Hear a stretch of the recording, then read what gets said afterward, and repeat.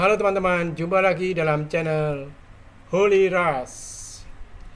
Pada tayangan video yang sebelumnya kita sudah membahas tentang tipe-tipe data secara teoritis. Nah, sekarang saatnya kita mempraktekkan atau mendemokan tipe-tipe data tersebut dengan menuliskan kode sumber pada editor Visual Studio Code kita.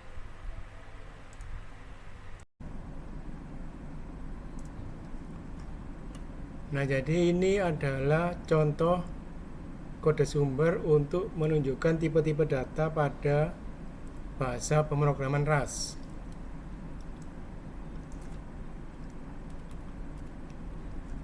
Nah, jadi ini adalah penulisan komentar lebih dari satu baris. Jadi kalau kita membuat komentar atau dokumentasi yang lebih dari satu baris atau multi line, itu diawali dengan tanda garis miring bintang, kemudian diakhiri dengan bintang garis miring. Tapi kalau kita membuat komentar hanya satu baris saja, kita cukup menggunakan double garis miring atau garis miring ganda ini ya. Nah, kemudian secara default variabel Rust itu bersifat immutable atau tidak bisa dirubah nilainya. Nah, untuk mengubah agar dia bisa nilainya agar bisa berubah, kita harus memberikan keyword mut atau mutable. Kemudian variabel itu bisa dianotasi berdasarkan tipenya. Anotasi adalah catatan tambahan atau penjelasan yang disisipkan pada suatu teks, kode, atau objek untuk memberi informasi lebih lanjut. Jadi begini ya. Nah, ini dia secara default, karena dia ada titik untuk menunjukkan bilangan desimal, koma ini 3,0, itu dia defaultnya adalah float 64 bit. Kemudian jika tidak ada koma, maka defaultnya adalah integer atau bilangan bulat 32 bit.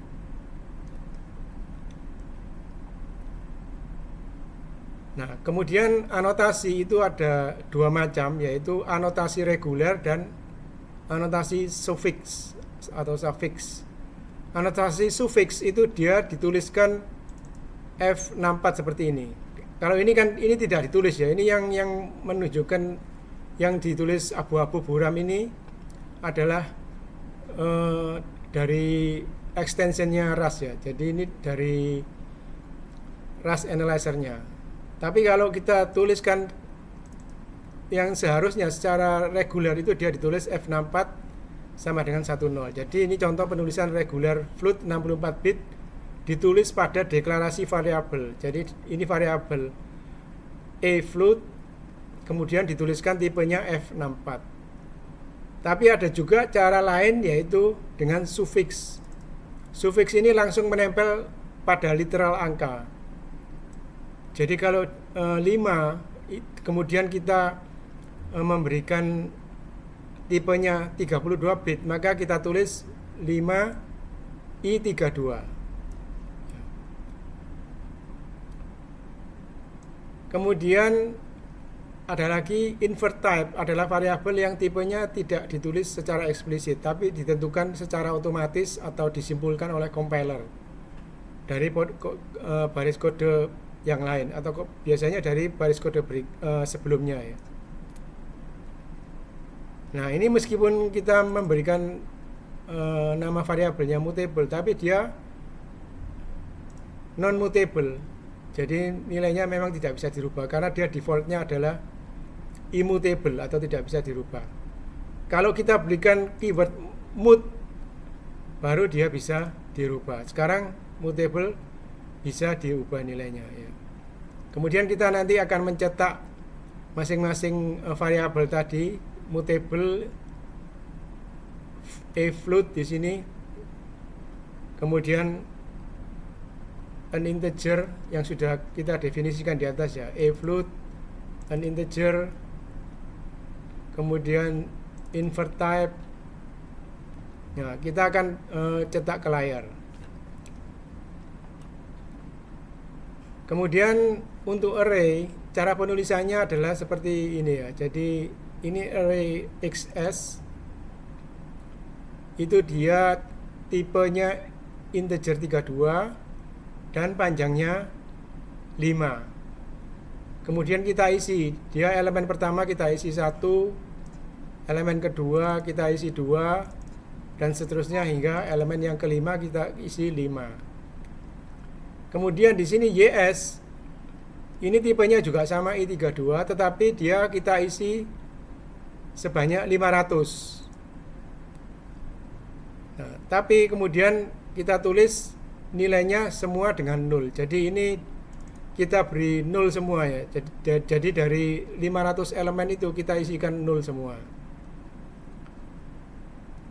Ini adalah array YS. Kemudian array ZS kita inisialisasi dengan angka yang diawali dari 0. 0, 1, 2, 3, 4.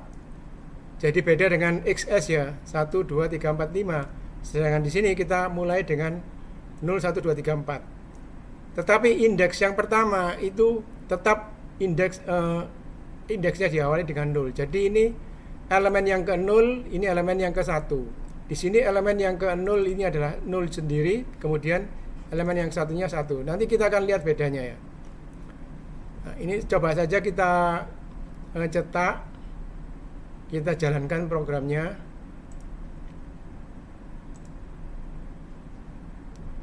Nah, setelah dijalankan, dia akan menampilkan seperti ini. Cetak variabel-variabel ke layar monitor. Jadi ini mutable 21, float 1, integer 5, default float 3, default integer 7, interval 12. Nah, kemudian kita masuk ke array tadi ya, XS. XS tadi kan elemen pertamanya 1 hingga 5 kan, 1, kemudian tapi ini elemen yang ke 0, kemudian elemen yang ke satunya dia 2. Dan panjang elemen array-nya ada 5. Nah, dia juga dihitung, dia menempati panjang array-nya dia menempati 20 byte. Karena itu kita di atas di sini kita menggunakan modul mem. Nah, ini use std_mem ini adalah modul memori. Karena kita akan menghitung panjang dari suatu array. Jadi untuk menghitung panjang array kita memerlukan mem di sini ya. Nah, ini ya. Ini kita memerlukan mem untuk menghitung panjang dari ukuran dari suatu array XS. Array XS yang di atas di sini. Nah, kemudian array menempati 20 byte. Kemudian slash itu adalah potongan dari array. Jadi array itu bisa kita pinjam ya. Jadi array bisa secara otomatis dipinjam oleh slash.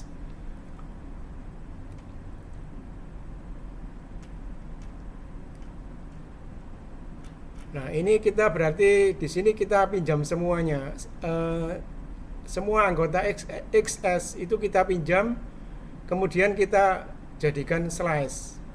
Analyze slice-nya itu di fungsi di atasnya ya. Jadi kita masukkan nilai array ke dalam fungsi yang mengubah array-nya menjadi slice. Nah, sekarang dia sudah menjadi slice, kemudian ditunjukkan elemen pertama slice 0, 1, 2. Nah, makanya dia di sini dicetak sekarang slice, meminjam semua elemen array XS sebagai slice. Jadi dia ditampilkan 1, 2, 3. Karena mengapa? Karena di dalam slice di sini kita hanya menampilkan 3 elemen, yaitu elemen yang ke 0, elemen ke 1 dan elemen kedua.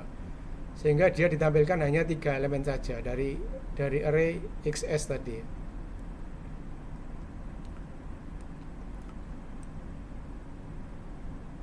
Nah, kemudian YS ini panjangnya dia mengapa bisa 5? Karena kita memberikan semua nilai dari XS ya. Semua nilai XS kita tampilkan ke slice. Tetapi sedangkan di YS itu kita potong hanya 1 sampai 4 saja. Sehingga dia, nah ini isinya tadi kan kita inisialisasi 0 semua. Sehingga dia panjangnya 3 elemen.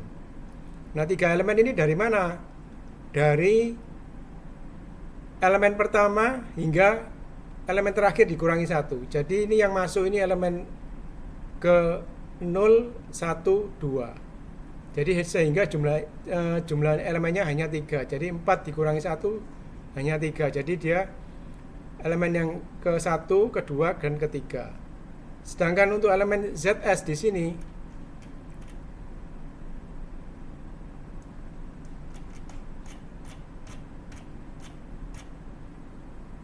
nah ZS di sini dia diinisialisasi dengan 0 hingga 4 saja ya. Jadi dia di sini ditunjukkan bahwa dia memiliki 4 elemen. 4 elemen itu dari mana? Dari 0, 1, 2, 3 ya.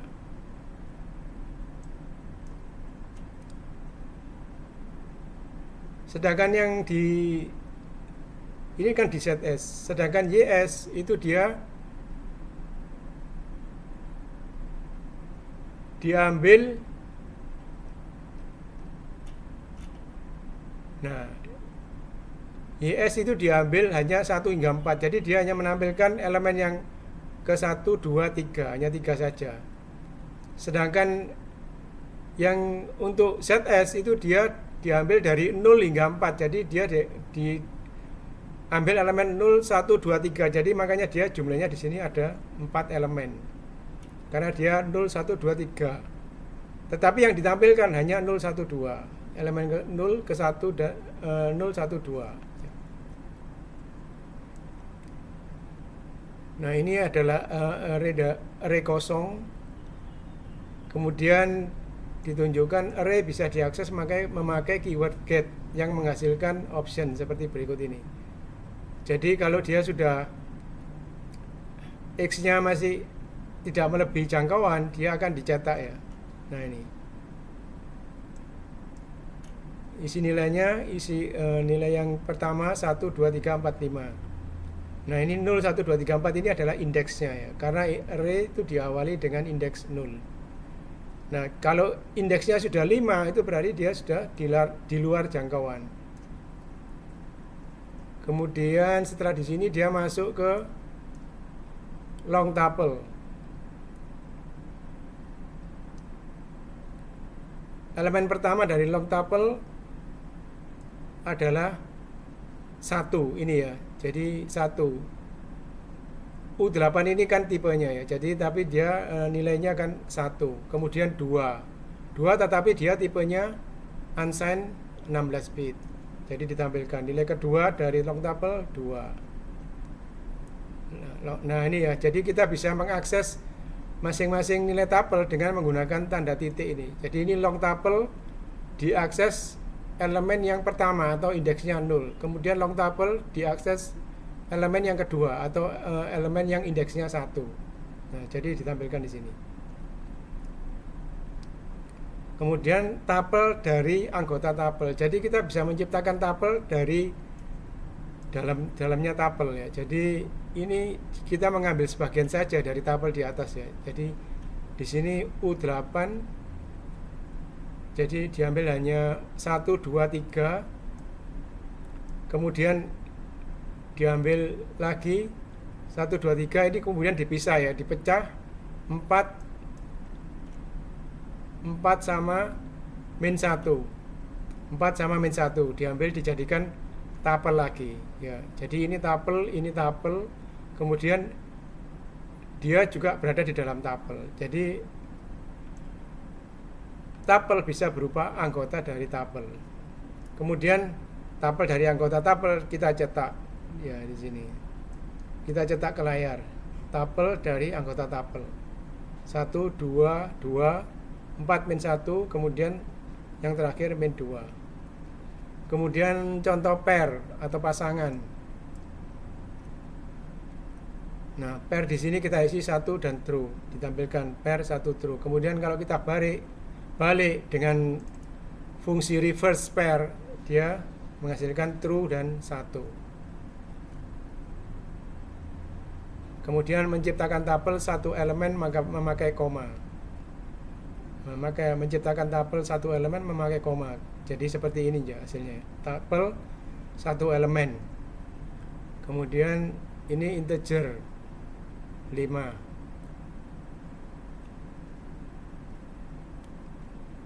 Kemudian rekonstruksi tuple untuk menciptakan binding. Jadi di sini tuple di binding ya.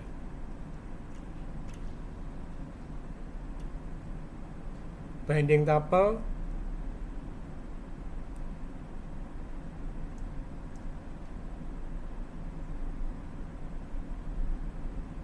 satu hello 4,5 true.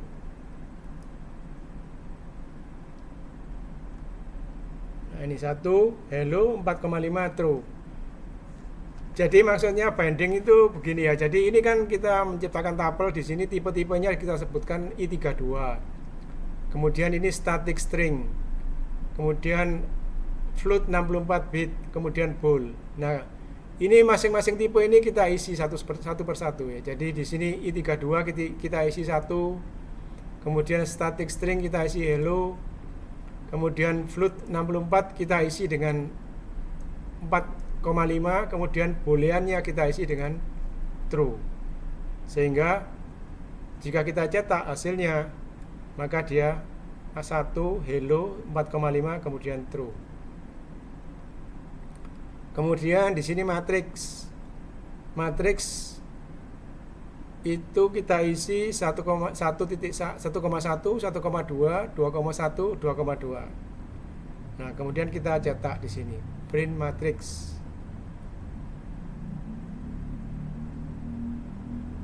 Hasilnya di sini ditampilkan matriks 1,1, 1,2, 2,1, 2,2.